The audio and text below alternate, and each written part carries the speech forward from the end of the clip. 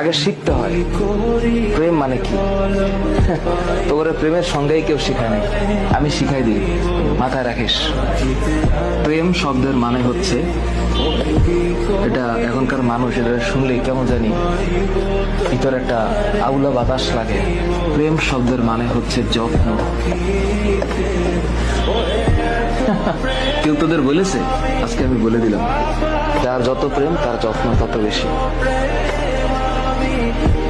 আর এর সাথে আরেকটা টুকুর করে একটা শব্দ মাঝখানে লাগিয়ে দিলেই খেলাটা অন্যভাবে ঘুরে যাবে। এই যত্নের নিঃশেষে আরেকটা শব্দ আছে দায়িত্ব, আর যত্নের ডান পাশে আরেকটা শব্দ আছে শ্রদ্ধা। হ্যাঁ, আর যত্নের উপরের দিকে আরেকটা শব্দ আছে, এটার নাম হচ্ছে আরেকটা জিনিস। এটা মানে এটা এই সত্যতা, এটার নাম হচ্ছে প্রেম।